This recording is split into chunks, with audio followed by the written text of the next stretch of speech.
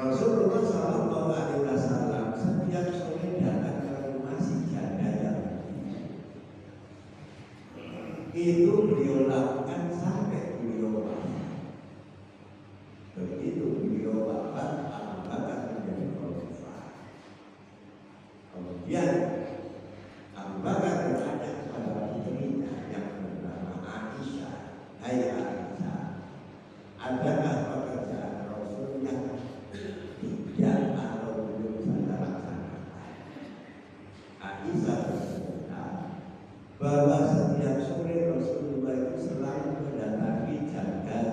yang buta yang ada di pasar Madinah. Maka Abu Bakar pun mendapat mulai hari ini saya akan melakukan pekerjaan ini. Datanglah Abu Bakar membawa makanan ke janda Yahudi.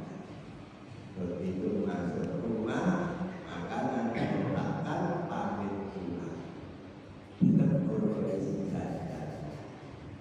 Aneh sekali kamu tadi. Biasanya kamu suami, sekarang kok tidak. Kaget Abu Bakar.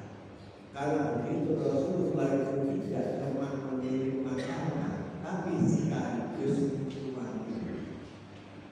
Maka Abu Bakar suami si janda. Begitu suapan dimasukkan mulutnya, ngomel lagi si janda ini. Aneh sekali hari ini suapan kok basah. Kaget Abu Bakar itu sambil menangis. Berarti Rasulullah menemani si janda ini dengan penuh kasih sayang. Maka begitu suapan Abu Bakar diperhalus, maka mulailah si janda ini ngomel. Ngomelnya bagaimana? Ngomelnya menghina Rasulullah, mencaci maki Rasulullah. Pokoknya kata-kata yang keluar dari mulut si janda ini adalah ucapan-ucapan yang kotor menghina Rasulullah SAW. Lama-lama Abu Bakar itu dia jengkel, makanan diletakkan. Apa kamu tidak sadar bahwa selama ini yang menyuapi kamu dengan penuh kasih sayang itu dialah Muhammad yang kamu hina-hina? Kaget si janda, lantas tersungkur menangis, dan disitulah si janda yang ini bersahabat. Coba bayangkan agamanya yang tadi.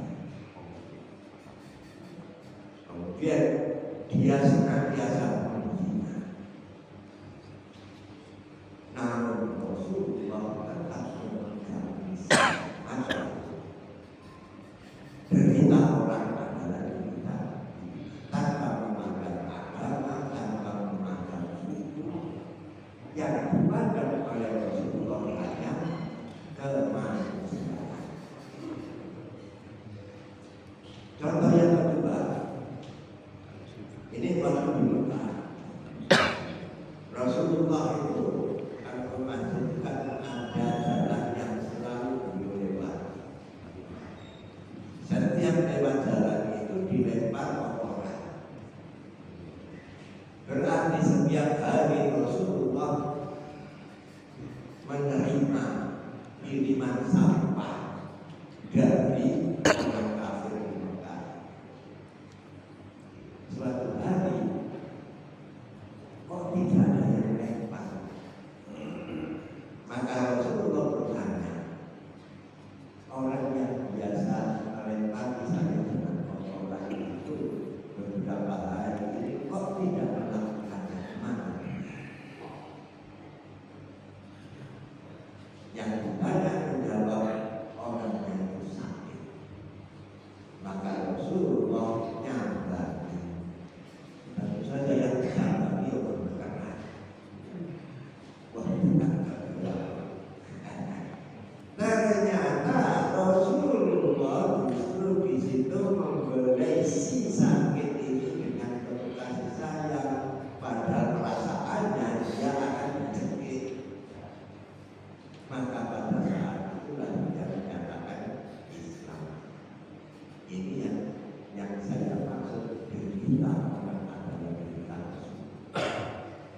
Kalau kita bisa berbuat seperti Rasulullah ini, apa itu sesuatu yang luar biasa. Namanya kemanusiaan manusia. Biasanya manusia itu senang melihat orang lain sedih. Coba kita rubah senang melihat orang lain senang. Itu yang dicontohkan oleh Rasulullah SAW. Senang melihat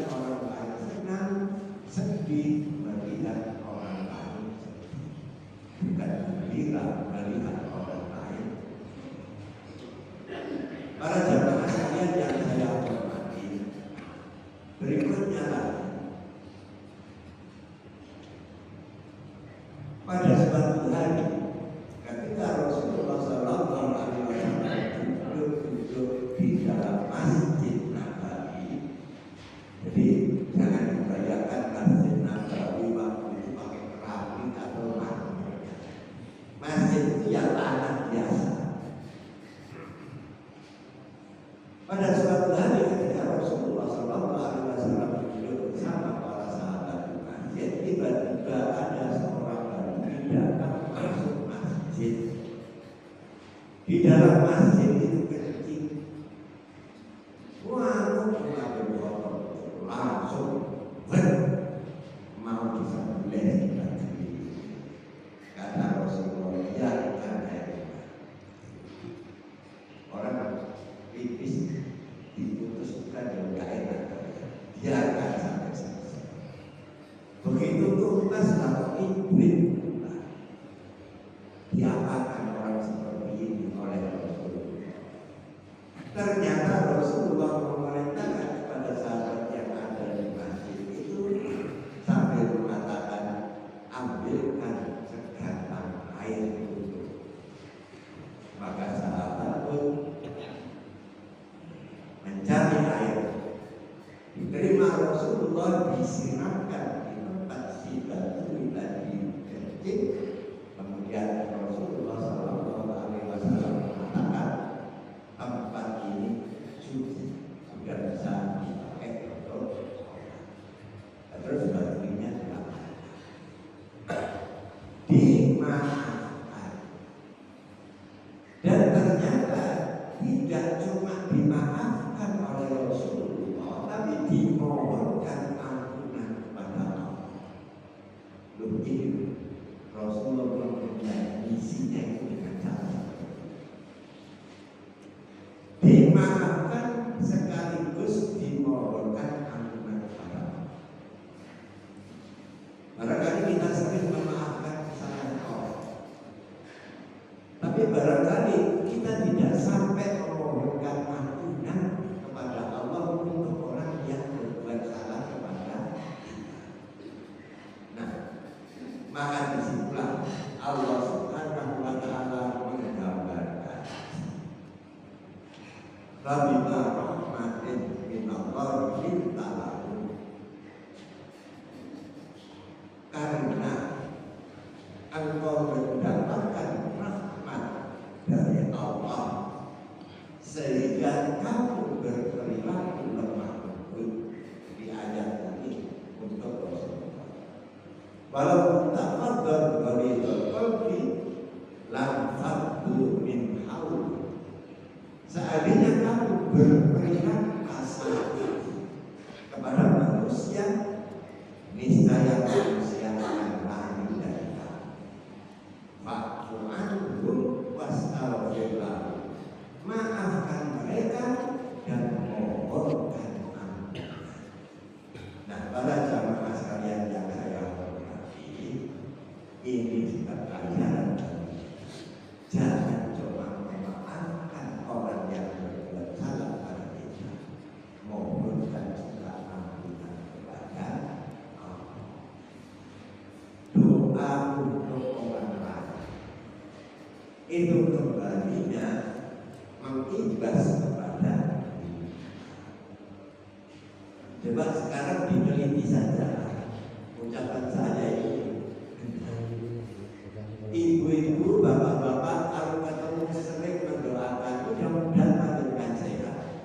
Maka panjenengan yang mengatakan itu disehatkan oleh Allah. Monggo diteliti apa yang saya sampaikan. Saya ini alhamdulillah sehat. Sebab kalau ketemu bapak-bapak jamaah, saya selalu mendoakan mudah-mudahan panjenengan sehat. Sebelum orang yang saya doakan diberi kesehatan oleh Allah, Allah sudah memberikan kesehatan kepada saya. Itulah manfaat daripada doa. Man amila sholihan fali nafsi wa man asaa fa 'alaiha. Pada siapa yang berbuat kebaikan, kembali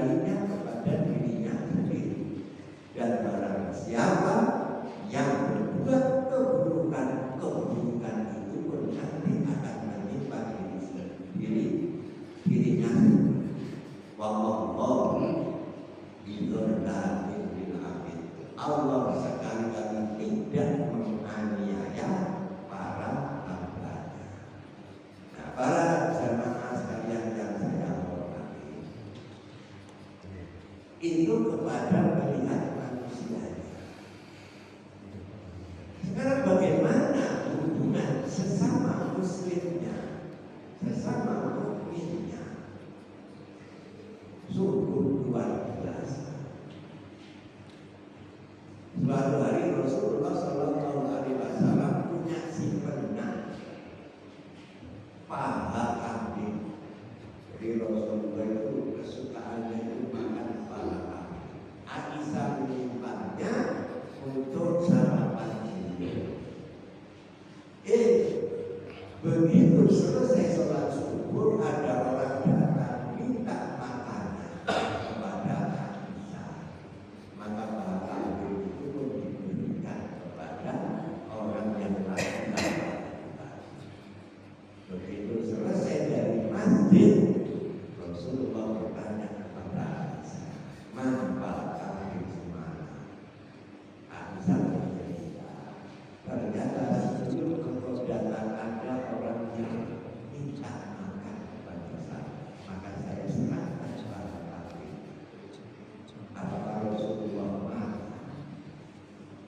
Ternyata beliau malah bersyukur karena dengan tidak mendapatkan paha kambing itu beliau punya kesempatan untuk berpuasa, puasa dengan ikhlas. Nah, para jamaah sekalian yang saya hormati, barangkali kita belum sampai ke sini ya. Sarapan dia tangan bikin rokok tapi itulah Rasulullah. Kalau kita mungkin bodoh itu. Nah, sesama mungkin seperti itu Rasulullah. Pada jamaah sekalian yang saya hormati, hal semacam itu sampai ditiru oleh sahabat-sahabat beliau. Bagaimana mereka berkasih sayang. Bagaimana sahabat beliau itu mencontoh Rasulullah SAW. Imam Ali bin Abi Thalib itu jadi khalifah itu lebih dari 10 tahun. Selama 10 tahun itu makan roti kering. Kenapa kok makan roti kering? Karena beliau tidak bisa makan enak sebelum melihat rakyatnya bisa makan enak. Pada suatu hari beliau makan roti kering di bawah pohon kurma. Lantas ada seorang miskin yang lapar datang kepada Imam Ali minta makan. Makan roti kering yang dimakan oleh Imam Ali diberikan untuk si miskin itu. Nah, Imam Ali kasihan. Orang yang sudah miskin kok makanannya tidak enak juga. Maka Imam Ali menawarkan kepada si miskin, kamu ingin makan yang enak, datanglah ke rumah itu. Yang ditunjuk oleh Imam Ali itu rumah Hasan bin Ali putra. Mintalah makan. Nah, ternyata si miskin itu tadi datang ke rumah Hasan diberi makanan yang enak. Sambil makan enak, sambil bercerita.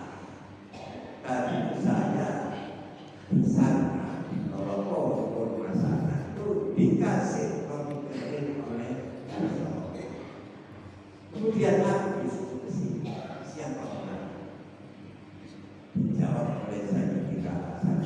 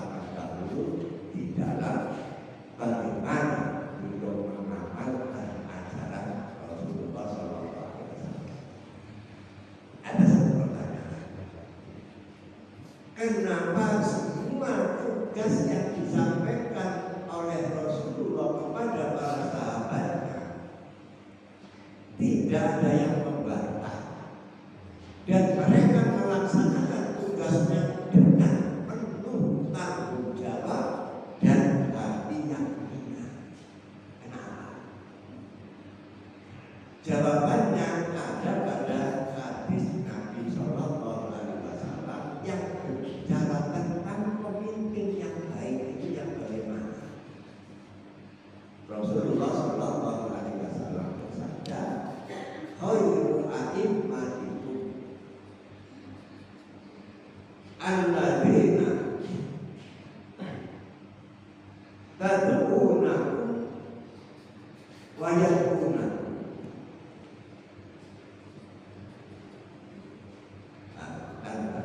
Khairul a'immatikum alladzina. Begini. Saya terjemahkan mungkin nanti ingat makanya. Sebaik-baik ayat khairul a'immatikum alladzina yuhibbunakum wa yuhibbunakum wa tad'unahum wa yad'unakum wa syaraful a'immatikum alladzina tuhidunakum wa yuhidunakum.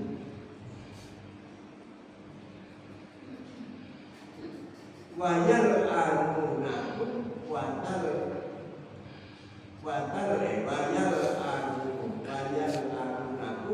tal'unahum. Itu ya. Jadi begini.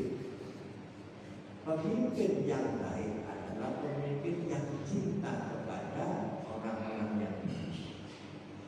Dari cinta yang tulus itu timbal baliknya orang-orang yang dipimpin mencintai pemimpinnya. Dari rasa saling cinta itulah pemimpin selalu mendoakan orang-orang yang dipimpin, dan orang-orang yang dipimpin mendoakan pemimpin. Seburuk pemimpin adalah pemimpin yang benci kepada rakyat. Rakyat pun membenci pemimpin. Dari kebencian itu timbul kutukan. Pemimpin mengutuk rakyatnya sendiri dan rakyat pun mengutuk pemimpinnya.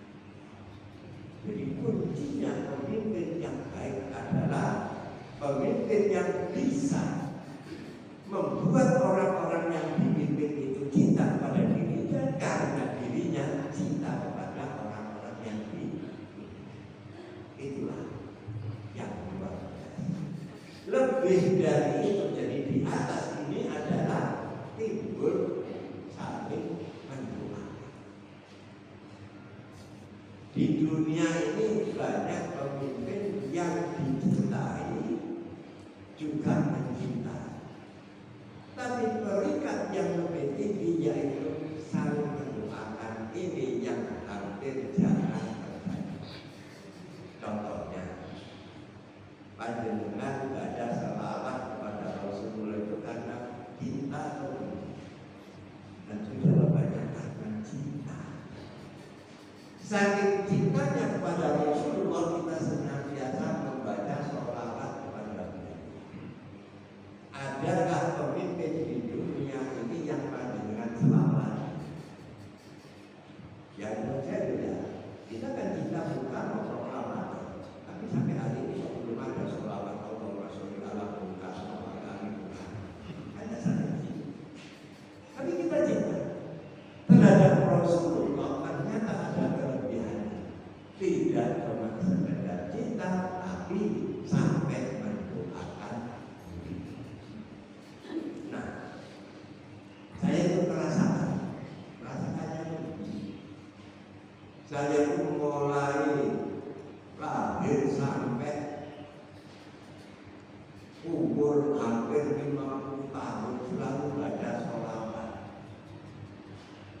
Tapi tidak pernah ketemu dengan orang yang saya sholawati. Akhirnya ketemu ketika saya naik haji, hanya kelihatan makam dari luar saja. Begitu saya ingin bersolawat, mulut ini tertutup, tidak bisa seperti itu. Begitu bunyi ternyata yang keluar teriakan, Assalamualaikum ya Rasulullah, dan saya bisa nangis sambil bisa. Itu karena cinta. Bagaimana menciptakan rasa saling cinta dan saling mendoakan. Satu-satunya pemimpin yang paling berhasil menciptakan kondisi seperti itu adalah Rasulullah SAW. Nah, para jamaah sekalian yang saya hormati, begitu cara Rasulullah SAW menerapkan maka semua perintah yang diberikan kepada para sahabatnya, tugas yang dibebankan kepada para sahabatnya selalu dilakukan dengan sukarela, dengan senang hati dan bertanggung jawab. Contoh berkorban karena cinta. Laki-laki perempuan lagi berjalan naik bis. Satu tangan si perempuan jatuh, walaupun bis berjalan si laki-laki meloncat, ya ambil satu tangan di jalan. Seperti itulah cinta. Makanya orang mengatakan love is sacrifice. Cinta adalah pengorbanan. Bagaimana kalau kita menyintai sesuatu, maka kita pasti akan berkorban untuk sesuatu yang kita cintai itu. Nah, dalam pepatah Arab dikatakan man ahabba syai'an fahuwa khadibuh. Siapa yang menyintai seseorang, dialah sebenarnya budaknya. Para jemaah sekalian yang saya hormati, seperti itulah para sahabat Nabi berperilaku terhadap pemimpinnya, yaitu Nabi Muhammad SAW. Waktu masih banyak, maka saya ingin berbicara tentang akhlak. Jadi tauhid sudah saya jelaskan. Sekarang bicara tentang akhlak. Insya Allah bulan depan kita bicara tentang isi hukumnya. Kenapa akhlak dulu, hukum di belakangnya? Sebab hukum tanpa akhlak rusak. Hukum itu bisa dipermainkan dan mudah sekali untuk mempermainkan. Tapi kalau landasannya akhlak, maka permainannya itu permainan yang saya ambil contoh. Saya punya kambing 40 ekor. Nanti pada bulan Februari itu haul genap 1 tahun. Maka nisan sudah nyampe, yaitu 40 kambing. Nanti Februari mengeluarkan seekor kambing untuk saya. Sebelum Februari habis, saya jual satu, berarti kambing saya tinggal 3 bulan. Apakah saya wajib zakat? Jawabnya tidak, cuma Nah, inilah yang namanya permainan, supaya terhindar dari membayar zakat jual satu atau bisa beli sendiri satu. Maka begitu turun menjadi 39, bebas dari membayar. Hukum itu seperti itu. Maka kalau orang memiliki akhlak yang tidak berani untuk menjual seekor kambing sebelum haul datang, begitu dikeluarkan zakatnya, lalu dia bebas dijual kambing terserah, dijual terserah, yang penting sudah membayar. Itu hukum yang tanpa akhlak, itu contohnya seperti itu. Nah, para jamaah sekalian yang saya hormati, nah sekarang Al-Quran itu memberikan pedoman. Pedoman tentang akhlak itu personifikasi nilai akhlak yang luhur adalah Nabi Muhammad SAW. Dalam apa? Dalam ketaatan. Maka Quran mengatakan wa innaka la'ala khuluqin azim. Dan sungguh engkau pastilah memiliki akhlak yang luhur. Para jamaah sekalian yang saya hormati, Aisyah suatu hari ditanya oleh para sahabat tentang akhlak Rasulullah bagaimana. Aisyah menjawab, karena Quran. Akhlak Rasulullah biasa Quran. Nah, sekarang mari kita bicarakan sedikit demi sedikit bagaimana sih akhlak Rasulullah SAW. Beliau itu memberi kasih sayangnya itu tidak cuma kepada sesama manusia atau sesama mukmin, tapi terhadap binatang pun, sampai kepada pepohonan pun. Rasulullah SAW selalu memberikan kasih sayang. Banyak riwayat menceritakan binatang-binatang itu kalau berjumpa Rasulullah menundukkan kepala. Apa kata Rasulullah kejam kepada binatang? Ternyata karena kasih sayang. Bahkan benda mati pun menghormati Rasulullah. Apa ada benda mati menghormati Rasulullah? Di dalam sebuah hadis yang sahih itu ya, ketika mimbar Masjid Nabawi diganti dengan yang baru, maka mimbar lama yang biasa dipakai tempat Rasulullah bersandar itu menangis. Ada kayu, berarti kayu mati dan menangis. Rasulullah berkata, kenapa kamu menangis? Dengan hadirnya mimbar baru, kenikmatan yang ada pada diri saya, yaitu tempat engkau bersandar, sudah tidak dipakai lagi. Maka Rasulullah bersabda, jangan dipakai. Kalau nanti akan saya pakai untuk bersandar nanti di surga, kayu yang menangis pun akhirnya tersenyum menggembira bahagia, karena nanti akan dipakai tempat bersandarnya Rasulullah SAW di surga. Nah, berikutnya, ketika ruang gerak dakwah Islam nyaris sudah tidak ada lagi di kota Mekah,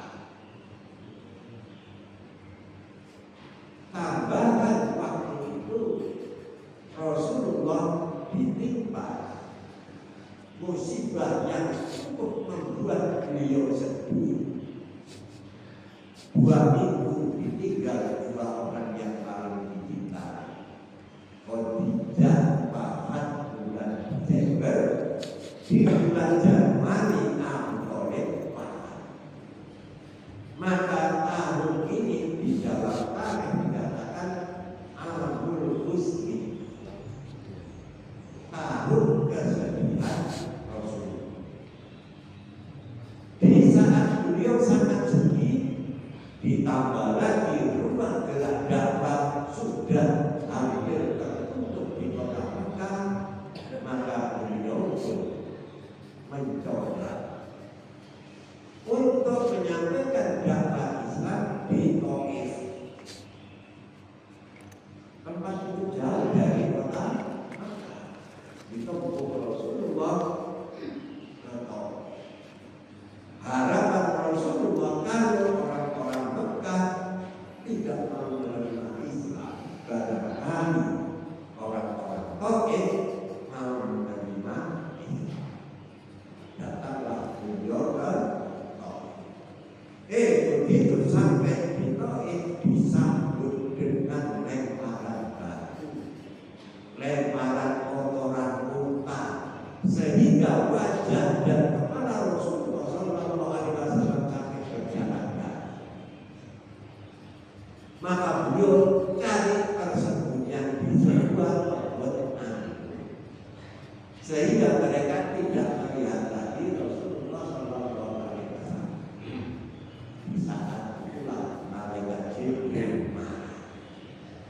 Ya Rasulullah, mintalah kepada Allah agar gunung Thaif ini saya angkat untuk menghancurkan orang-orang yang durhaka. Ternyata yang keluar dari lisan Rasulullah bukan doa untuk menghancurkan orang-orang Thaif, akan tetapi doa yang keluar, Allahumma biqaumin fa innahum la ya'lamun. Ya Allah, berikan hidayah, berikan petunjuk kepada kaum karena mereka tidak mengerti. Coba bayangkan seperti itu, dipermalukan seperti itu, ternyata tidak ada dendam dalam hati beliau, justru yang keluar adalah doa agar mereka itu mendapatkan petunjuk dari Allah. Pada zaman yang saya hormati, sekarang coba kita lihat bagaimana implementasi dari apa yang diajarkan Rasulullah kepada umatnya, dan itu terasa sampai sekarang. Coba kita lihat pertama kitab hukum yang namanya Fikih. Bab pertama itu apa? Bab cantik. Coba bayangkan, itu yang diatur oleh Rasulullah. Mulai tidak ada agama di dunia itu yang mengatur bagaimana cantik, bagaimana berbuat ini, semuanya itu diatur secara tertib. Ya, saya sampaikan hadis tentang cantik. Suatu hari Rasulullah itu berjalan dengan seorang sahabat. Ketemu dua kuburan. Maka Rasulullah bersabda, innahuma mu'adzibun. Dua makam ini penghuninya siksa. Si sahabat bertanya, kenapa siksa ya Rasulullah? Menjawab, amma ahaduma ayam si bin namimah. Ini suka gosip, makanya jangan suka gosip. Hibah namimah. Namimah itu wong melek namimah. Bahasa hibah. Jadi hati-hati dengan hibah. Sebab hibah itu akan melahirkan fitnah. Dan saya pernah bercerita tentang fitnah itu bagaimana. Dampaknya luar biasa. Jadi Rasulullah menunjuk itu karena disiksa yang sibuk namimah, karena suka ngomong provokator, sibuk yang tidak berikan. Amma ahaduma la yastan jibu min bawin. Nah yang satu ini disiksa karena tidak mau cari ketika buang air. Berarti cari itu hukumnya wajib. Itu yang diatur Islam itu mulai dari situ. Makanya saya baca di Inggris itu ada orang tua masuk Islam itu. Ya karena cantik tadi. Caranya orang yang tua itu boleh buat DKP. Nah begitu yang kos itu perempuan dari Saudi yang mereka itu senantiasa menjaga kesucian. Ya ada yang tahu. Ternyata ketika ditanya, ini ajaran Rasulullah Sallallahu Alaihi Wasallam sampai sebegitu dirinya. Lalu apakah bisa jadi bukan bagi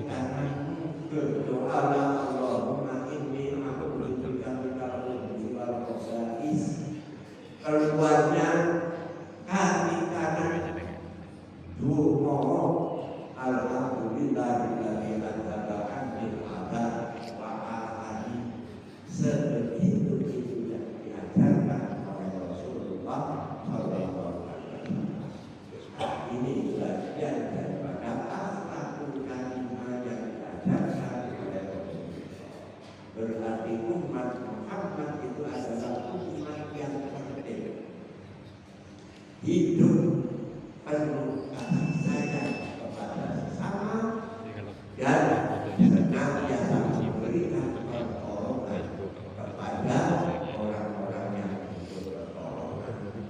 Satu dan lain hal Al-Quran itu sepertinya Allah titip kepada kita untuk membantu orang-orang yang lemah. Kalau kita tidak melakukan tugas membantu orang lemah, maka kita akan diganti dengan orang lain, dan orang lain yang mengganti sudah tidak seperti kita.